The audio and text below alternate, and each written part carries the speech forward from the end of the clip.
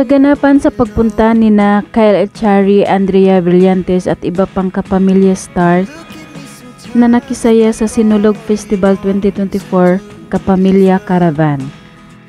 Inaabangan ng mga Cebuanos ang pagdating ng mga kapamilya celebrities na sina Andrea Brillantes, Kyle Echari at ang mag-real sweetheart na sina Loisa Andalio at Ronnie Alonte at iba pang kasama nilang kapamilya stars.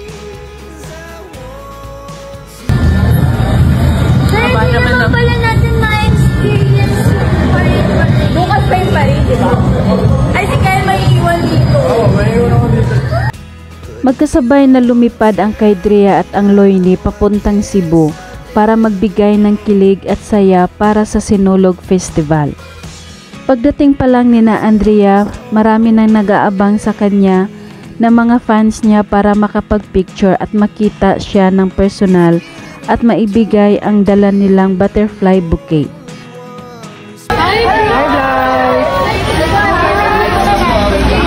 Hi vlog! Okay.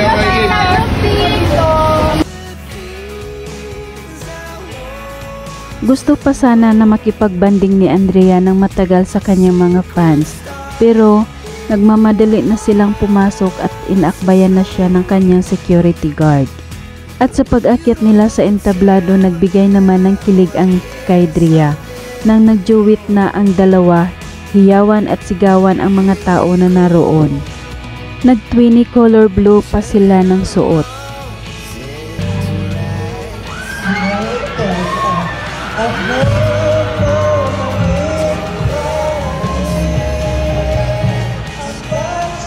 At nagbigay din sila ng kanilang mga solo performance. Naunang mag-perform si Kyle at sumunod naman si Andrea Brillantes na napakaganda sa kanyang mahabang buhok at sa kanyang blue dress.